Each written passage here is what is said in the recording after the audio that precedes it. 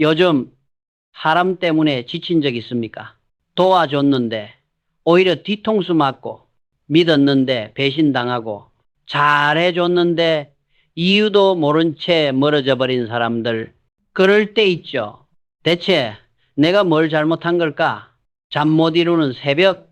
그 질문이 머릿속을 떠나지 않습니다. 나는 이병철, 평생 사람 속에서 살았습니다.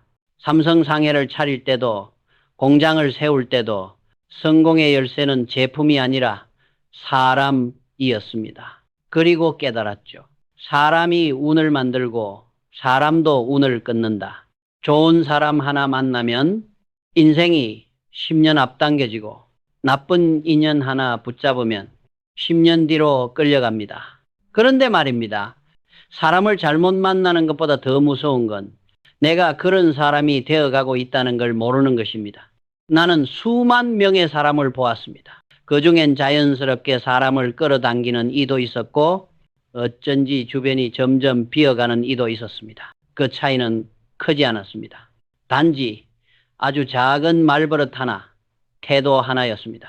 오늘 나는 내가 평생 관찰하며 느낀 사람과 운이 떠나는 사람들의 5가지 습관을 이야기하려 합니다. 이건 교과서에 없는 이야기입니다. 현장에서 수없이 실패하고 배워온 진짜 이야기입니다. 혹시 지금 당신도 왜 노력해도 사람과 일이 꼬이는 걸까 고민 중이라면 이 영상이 분명 답이 될 겁니다. 끝까지 들으세요. 그 안에 당신의 인연을 되살릴 실마리가 있습니다. 그럼 첫 번째 이야기부터 시작합시다. 이런 이야기들이 필요하다면 지금 구독해 두세요. 당신의 시간은 절대 헛되지 않을 겁니다. 자, 이제 첫 번째 이야기입니다. 하지만 으로 시작하는 사람 말이죠. 나는 평생 수많은 사람을 보았습니다. 그중 꼭 있는 사람이 있습니다. 무슨 말을 해도 늘 이렇게 대답합니다. 하지만요, 그건 좀 아닌 것 같습니다. 하지만 지금까지는 이렇게 해왔는데요. 이 한마디는 사소해 보이지만 그 사람의 인생을 조용히 멈추게 만드는 독입니다. 1938년 내가 대구에서 삼성 상해를 처음 열었을 때의 일입니다. 직원이라야 네댓 명뿐이었고 전쟁이 끝나지 않아 쌀도 비누도 귀했습니다. 그래서 작은 실수 하나가 거래 전체를 무너뜨릴 수 있었죠. 어느 날 한 젊은 직원이 있었습니다. 그는 똑똑했고 계산도 빨랐습니다. 하지만 문제는 항상 말이었습니다. 내가 이건 이렇게 하면 낫겠네 하면 그는 어김없이 말했죠. 하지만 사장님, 그건 너무 복잡하지 않나요? 하지만 지금까지는 이렇게 해왔는데요. 결국 그는 단순한 계산 실수 하나로 납품을 지연시켰고 고객에게 사과 편지를 써야 했습니다. 그날 밤 나는 그에게 조용히 이렇게 말했습니다. 자네의 실수는 숫자가 아니라 말버릇이네. 하지만은 두 글자는 벽이다. 사람 사이의 대화를 막고 배움을 막고 결국 자기 운까지 막는다. 그날 이후 나는 삼성의 모든 회의에서 하지만이 이라는 말을 습관적으로 쓰는 사람을 유심히 보기 시작했습니다. 수원 방직 공장 시절에도 그랬습니다. 내가 품질 기준을 더 엄격하게 바꾸자고 하자 한 기술자가 또 그랬죠. 하지만 사장님, 지금도 충분히 괜찮습니다. 결과는 어땠을까요? 그 해의 불량률이 올라가고 해외 거래처에서 항의가 왔습니다. 나는 그때 확신했습니다. 하지만으로 시작하는 사람은 결국 발전하지 못한다. 왜냐하면 그 말 속엔 나는 틀리지 않았다는 방어와 당신의 말은 내 기준에 안 맞는다는 벽이 숨어 있기 때문입니다. 사람은 누구나 자기 틀을 지키려 합니다. 그러나 진짜 성장하는 사람은 틀을 지키는 대신 한번 부숴보는 용기를 가집니다. 그 한 번의 용기가 회사를 살리고 인생을 바꿉니다. 나는 새로운 제안을 들을 때마다 항상 속으로 이렇게 되뇌었습니다. 그래, 한번 해보자. 그 네 글자가 삼성을 바꾸었습니다. 농산물 상해에서 전자회사로 그리고 세계 반도체 기업으로 이 한마디를 삼성이 실천하지 않았다면 지금의 대한민국 산업은 전혀 달랐을지도 모릅니다. 인생도 똑같습니다. 배우자, 자식, 동료, 상사, 누군가 당신에게 조언을 건넬 때 하지만으로 막는 순간 당신은 새로운 운의 문을 스스로 닫는 겁니다. 나는 지금도 기억합니다. 어느 날 회의에서 한 젊은 임원이 내 제안에 이렇게 말했지요. 하지만 실패하면 어쩌죠? 그래서 나는 이렇게 대답했습니다. 그럼 실패해서 배우면 되지 않겠나? 그 순간 회의실이 조용해졌습니다. 하지만 이 사라진 자리엔 한번 해보자는 열기가 돌아왔습니다. 이게 바로 하지만 으로 시작하는 사람과 그래 해보자로 시작하는 사람의 차이입니다. 이 전자는 두려움에 사로잡혀 기회를 놓치고 후자는 실수 속에서도 길을 찾습니다. 지금 이 영상을 보고 있는 당신에게 묻고 싶습니다. 당신의 하루는 어떤 말로 시작됩니까? 하지만 입니까? 아니면 그래 해보자 입니까? 그 작은 말 한마디가 사람을 끌어당기는 인생과 사람이 떠나는 인생을 가릅니다. 이제 두 번째 이야기입니다. 불평과 원망을 입에 달고 사는 사람. 나는 평생 이런 사람을 수없이 봤습니다. 회사가 문제야. 세상은 불공평해. 왜 나만 이렇게 고생해야 하지? 이런 말을 입에 달고 사는 사람 말이죠. 그들의 공통점은 단 하나였습니다. 늘 누군가 혹은 무언가의 탓을 하고 있었습니다. 내가 수원 방직 공장을 세웠을 때도 그랬습니다. 당시 기계는 낡았고 자재도 부족했습니다. 그런데 어떤 직원은 하루 종일 기계 탓을 하며 이걸로는 제대로 된 품질이 나올 리가 없다고 푸념했습니다. 반면 다른 한 직원은 같은 낡은 기계를 닦고 기름칠하고 직접 손으로 부품을 갈아 끼우며 웃고 있었습니다. 그는 늘 이렇게 말했죠. 이 녀석은 성질이 좀 까다롭지만 내가 다뤄보면 분명 다시 살아날 겁니다. 결국 누가 더 좋은 결과를 냈을까요? 불평하지 않은 사람이었습니다. 불평과 원망을 입에 달고 사는 사람은 결국 자기 성장을 멈추게 됩니다. 왜냐하면 그 사람의 마음속에는 감사가 사라져 있기 때문입니다. 감사가 사라진 자리엔 늘 불만이 자라납니다. 감사할 줄 모르면 아무리 좋은 기회도 결국 불평의 씨앗으로 변하죠. 나는 현장을 돌며 이런 말을 자주 했습니다. 기계가 낡았다고 불평하지 말고 기계가 아직 움직여준다는 사실에 감사하라. 그 말은 단순한 정신론이 아니었습니다. 감사하는 마음을 가진 사람은 스스로 문제를 해결하려는 힘이 생기기 때문이죠. 불평은 단순한 말버릇이 아닙니다.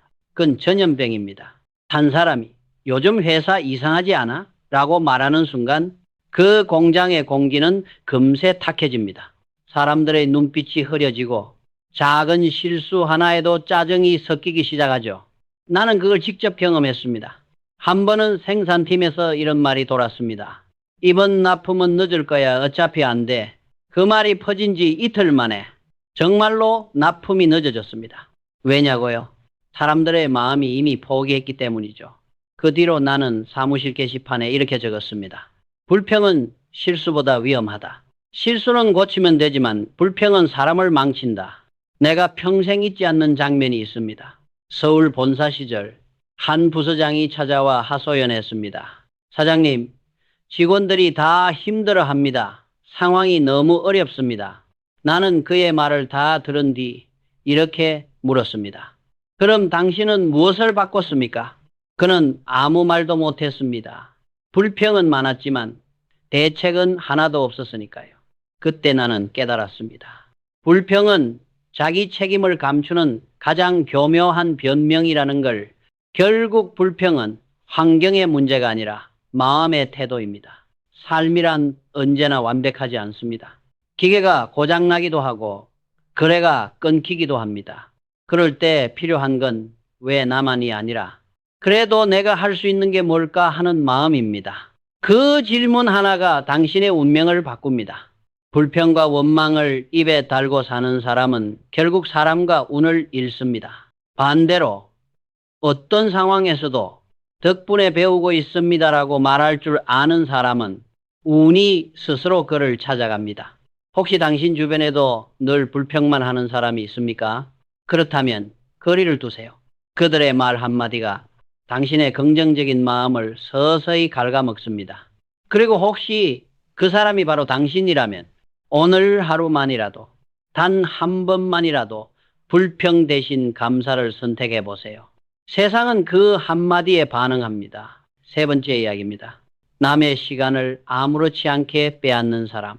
나는 이런 사람과는 단 한 번의 거래도 맺지 않았습니다. 시간은 돈보다, 물건보다 훨씬 귀한 자산입니다. 돈은 잃어도 다시 벌 수 있지만 시간은 한번 흘러가면 다시는 돌아오지 않으니까요. 젊은 시절 내가 삼성 상해를 운영할 때부터 그 원칙은 분명했습니다. 약속한 시간보다 5분 먼저 도착한다.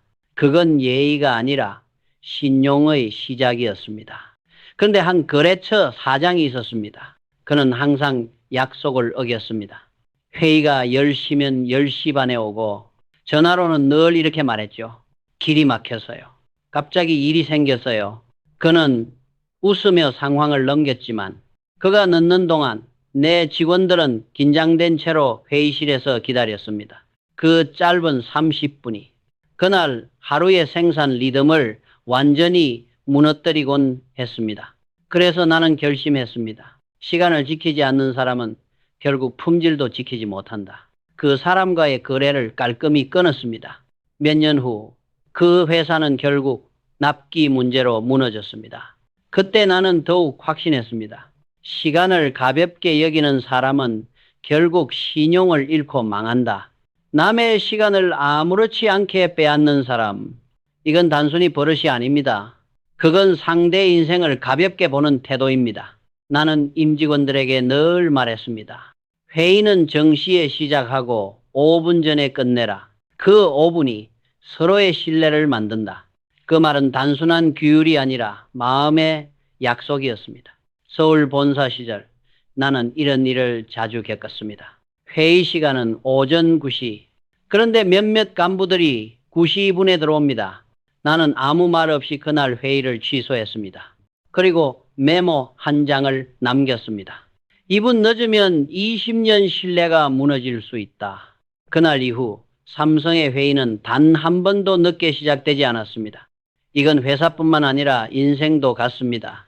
누군가 당신에게 잠깐만이라며 시간을 요구할 때 그 잠깐 이 당신의 인생 한 조각입니다. 그걸 아무렇지 않게 가져가는 사람은 결국 당신의 가능성을 조금씩 갉아먹는 사람입니다. 그리고 그게 가까운 친구나 가족이라도 예외가 아닙니다. 진짜 관계는 서로의 시간을 존중하는 데서 시작됩니다. 괜찮아, 잠깐이잖아 라는 말 뒤에는 상대의 하루 계획, 집중력을 무시하는 태도가 숨어 있습니다. 나는 늘 이렇게 생각했습니다. 시간을 잘 쓰는 사람은 결국 신용이 쌓이고 신용이 쌓인 사람은 반드시 기회를 잡는다. 그 반대는 너무도 명확합니다. 시간을 함부로 쓰는 사람은 결국 아무도 그를 믿지 않습니다. 혹시 당신 주변에도 항상 늦는 사람, 말만 길게 느리는 사람, 딱 5분만 하면서 2시간을 빼앗는 사람이 있습니까? 그들과 거리를 두세요. 당신의 인생을 가장 조용히 파괴하는 건 바로 시간을 빼앗는 사람입니다. 그리고 스스로에게도 물어보세요. 나는 혹시 누군가의 시간을 빼앗는 사람이 아닌가? 만약 그렇다면 지금 이 순간부터 약속의 사람이 되세요. 그 한 가지 습관이 당신의 인생을 완전히 바꿉니다. 이제 네 번째 이야기입니다. 변화를 두려워하고 도전하는 사람을 막는 사람에 대한 이야기죠. 나는 평생 수많은 안 된다는 말을 들어왔습니다. 그리고 그 말의 대부분은 놀랍게도 나를 아끼는 사람들의 입에서 나왔습니다. 1969년 내가 삼성전자를 세우겠다고 했을 때였습니다. 그때 사람들은 말했습니다. 사장님, 너무 위험합니다. 우리나라에 그런 기술은 아직 없습니다. 지금까지 잘해왔잖아요. 굳이 전자까지 손댈 필요가 있습니까? 그 말들은 다 내 성공을 바라던 사람들의 걱정이었습니다. 하지만 그 걱정 속에는 두 가지 감정이 숨어 있었습니다. 하나는 두려움, 또 하나는 질투. 두려움은 이렇게 말합니다. 혹시 실패하면 어떡하지? 질투는 이렇게 속삭이죠. 당신이 나보다 더 멀리 가면 안 되는데 이 두 감정은 언제나 도전의 불씨를 꺼뜨립니다. 그들은 당신을 걱정하는 척하지만 사실은 자신이 실패했던 과거를 덮기 위해 당신의 시도를 막고 있는 겁니다. 삼성전자 창립 후 나는 더 큰 도전을 준비했습니다. 1983년 반도체 사업을 시작할 때였죠. 그때 내 주변엔 이런 말이 쏟아졌습니다. 사장님, 반도체는 돈만 잃고 끝납니다. 일본도 아직 완벽하지 않은데 우리가 할 수 있겠습니까? 지금 사업도 충분히 잘 되는데 왜 굳이 위험을 감수합니까? 그때 나는 조용히 이렇게 대답했습니다. 지금의 안정을 선택하면 내일의 삼성은 없다. 그 결정은 미친 도전처럼 보였지만은 그 도전이 오늘날의 삼성전자를 만들었습니다. 나는 그때부터 믿었습니다. 변화를 두려워하는 사람 옆에서는 아무리 똑똑한 사람도 성장할 수 없다. 혹시 당신 주변에도 그런 사람이 있지 않습니까? 괜히 힘 빼지 말라. 그 나이에 새로 시작해서 뭐 하겠냐. 안 해도 지금 충분히 괜찮잖아. 이런 말을 하는 사람들 말이죠. 그들은 당신을 위해 걱정한다고 하지만 사실은 자기 안의 두려움을 당신에게 던지고 있을 뿐입니다. 그들의 말은 겉으로는 따뜻하지만 결국 당신의 가능성을 서서히 마비시킵니다. 변화를 두려워하고 도전하는 사람을 막는 사람, 이들은 당신이 멈춰 있어야 안심하는 사람들입니다. 그들의 말에 귀 기울이는 순간 당신의 인생은 서서히 뒤로 끌려갑니다. 나는 젊은 시절 이런 말을 자주 했습니다. 남들이 말리는 일을 해보면 남들이 못 본 세상을 보게 된다. 이건 단순한 배짱이 아니라 확신과 책임의 도전입니다. 도전이 늘 성공으로 이어지는 건 아닙니다. 하지만 시도하지 않으면 실패조차 배울 수 없습니다. 내가 본 진짜 실패자는 넘어지는 사람이 아니라 시작도 하지 않은 사람이었습니다. 당신이 지금 무언가를 새로 시작하려 한다면 주변의 걱정에 너무 귀 기울이지 마세요. 그들이 말리는 이유는 당신이 성공하면 자신이 초라해질까봐 두려운 겁니다. 그러니 오늘부터는 이렇게 말해보세요. 괜찮습니다. 저는 해보겠습니다. 그 한마디가 인생의 방향을 완전히 바꿉니다. 도전을 멈춘 사람에게는 과거만 남지만 도전을 이어가는 사람에게는 미래가 생깁니다. 이제 마지막 이야기입니다. 감사할 줄 모르는 사람. 나는 평생 이 부류의 사람들을 조용히 지켜봤습니다. 이런 사람의 특징은 단순합니다. 누가 도와줘도 그것을 당연한 일로 여깁니다. 덕분이라는 말을 하지 않습니다. 그들의 입에서는 고맙습니다 보다 왜요가 먼저 나옵니다. 삼성이 아직 작은 상회였을 때 나는 직원들에게 이런 말을 자주 했습니다. 우리가 물건을 팔 수 있는 건 고객이 돈을 내주기 때문이 아니다. 우리의 신용을 믿어주기 때문이다. 그 믿음이야말로 감사로 지켜야 할 첫 번째 약속이었습니다. 감사할 줄 모르는 사람은 결국 신용을 잃는다. 감사하지 않는 마음은 교만으로 변하고 교만은 관계를 무너뜨립니다. 나는 공장에서 제품이 출하될 때마다 직원들에게 이렇게 말했습니다. 이 물건은 그냥 상품이 아니다. 딸을 시집 보내는 마음으로 내보내라. 그 말에는 두 가지 뜻이 있었습니다. 하나는 품질을 향한 책임, 또 하나는 고객에 대한 감사입니다. 그런데 어느 시절 그 말을 흘려듣는 사람이 있었습니다. 그는 우리가 잘 만들었으니 팔리는 게 당연하다고 말했습니다. 하지만 세상에 당연한 일이란 없습니다. 모든 성과는 누군가의 신뢰, 누군가의 도움 위에 있습니다. 감사할 줄 모르는 사람은 자신이 서 있는 바닥이 남의 손으로 만들어졌다는 사실을 잊습니다. 그 순간부터 그는 천천히 무너집니다. 한 번은 이런 일이 있었습니다. 서울 본사 시절 내가 병으로 입원했을 때입니다. 한 젊은 직원이 병문안을 왔습니다. 그는 문을 열자마자 이렇게 말했습니다. 회장님, 걱정 마십시오. 저희가 회사를 지키겠습니다. 그 한마디에 나는 눈시울이 뜨거워졌습니다. 그는 감사라는 말을 하지 않았지만 그의 태도에는 깊은 감사와 책임의 마음이 담겨 있었습니다. 감사란 꼭 말로만 하는 게 아닙니다. 그 사람의 눈빛, 행동, 자세에 다 드러납니다. 그 마음이 있는 사람 곁에는 자연스럽게 좋은 사람들이 모입니다.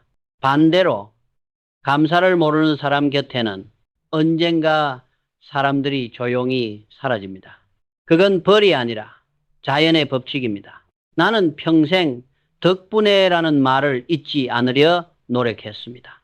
공장 노동자든 사무실 경비원이든 내게 인사를 건네면 나는 반드시 고개를 숙였습니다. 그건 예의가 아니라 철학이었습니다. 감사할 줄 모르는 사람은 결국 인생을 고립시킨다. 감사는 마음의 산소고 그 산소가 끊기면 관계는 질식합니다. 혹시 당신 주변에도 당연하지라는 말을 자주 하는 사람이 있습니까? 그 사람은 이미 교만의 길로 들어선 겁니다. 그 말이 당신 입에서 나오고 있다면 지금 바로 덕분에로 바꾸세요. 매일 아침 눈을 뜨며 오늘도 숨 쉴 수 있음에 감사합니다. 함께 일할 동료가 있어 감사합니다. 이렇게 말하는 사람은 어떤 위기 속에서도 다시 일어납니다. 내가 평생 배운 인생의 진리는 단 하나입니다. 감사할 줄 아는 사람은 실패해도 다시 일어나지만 감사를 모르는 사람은 성공해도 오래가지 못한다. 이제 5가지 이야기를 모두 들었습니다. 하지만은 으로 시작하는 사람, 불평과 원망을 입에 달고 사는 사람, 남의 시간을 아무렇지 않게 빼앗는 사람, 변화를 두려워하고 도전을 막는 사람, 그리고 마지막으로 감사할 줄 모르는 사람. 이 5가지는 따로 떨어진 이야기가 아닙니다. 사실 모두 하나의 뿌리에서 자라난 가지들입니다. 그 뿌리의 이름은 마음의 자세입니다. 감사하지 않으면 불평이 나오고 불평이 쌓이면 타인의 시간을 함부로 다루게 됩니다. 그렇게 신뢰를 잃은 사람은 결국 도전도 기회도 사람도 잃게 됩니다. 나는 평생 사업을 하며 수많은 사람의 흥망을 지켜봤습니다. 누가 성공하고 누가 사라지는가? 결국 차이는 돈도 재능도 아니었습니다. 해도 그 한 가지였습니다. 어떤 이는 작은 일에도 고맙다고 말하고 어떤 이는 큰 도움을 받고도 당연하다고 말합니다. 그 한마디의 차이가 그 사람의 인생 전체를 바꿉니다. 나는 늘 이렇게 말하곤 했습니다. 사람은 품질로 평가받지만 품질은 마음에서 나온다. 이 말은 제품뿐 아니라 인생에도 똑같이 적용됩니다. 마음이 흐트러지면 관계도 흐트러집니다.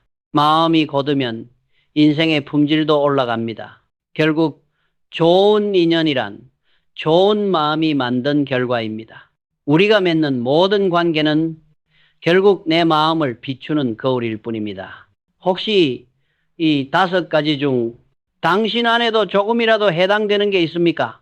그렇다면 지금부터 고치면 됩니다. 아직 늦지 않았습니다. 나는 젊은 시절 이런 생각을 자주 했습니다. 하루라도 빨리 나쁜 습관을 고치면 그 하루만큼 인생이 앞당겨진다. 그건 단순한 경영철칙이 아니라 내 삶의 신념이었습니다. 이 5가지를 고칠 수 있다면 당신은 이미 절반의 성공을 이룬 겁니다. 왜냐하면 그 5가지를 고친 순간 좋은 사람, 좋은 기회, 좋은 운이 자연스럽게 당신 곁으로 모이기 때문입니다. 나는 이제 세상을 떠난 뒤에도 삼성이 남긴 철학이 하나의 씨앗이 되길 바랍니다. 사업보고, 사업으로 나라에 보답하겠다는 마음, 그 마음의 본질도 결국 감사입니다. 감사하는 마음이 있는 회사는 결코 무너지지 않습니다. 당신의 인생도 마찬가지입니다. 감사로 시작하면 실패도 성장의 일부가 됩니다. 불평으로 시작하면 성공조차 불안해집니다. 그러니 오늘 밤 거울 앞에서 스스로에게 물어보세요. 나는 어떤 사람들과 함께 하고 있는가? 그리고 더 중요한 질문, 나는 어떤 사람이 되고 있는가? 인연은 선택입니다. 누구를 곁에 두느냐보다 어떤 마음으로 살고 있느냐가 당신의 인생을 결정합니다. 오늘 내가 전한 이 5가지 이야기가 당신 마음속에 작은 변화의 불씨가 되길 바랍니다. 당신의 인생에 좋은 사람과 좋은 운이 함께 하길 진심으로 바랍니다. 이 이야기가 마음에 남았다면 지금 구독 버튼을 눌러두세요. 앞으로도 내가 살아오며 얻은 인생의 품질을 나누겠습니다. 그리고 마지막으로 이 영상을 다 본 당신께 한 가지 부탁드립니다. 지금 마음에 떠오르는 한 단어를 댓글로 남겨주세요. 예를 들어 감사합니다. 도전하겠습니다. 마음을 지키겠습니다. 좋은 인연 되세요. 당신의 그 한마디가 다른 누군가의 내일을 밝히는 빛이 될지도 모릅니다.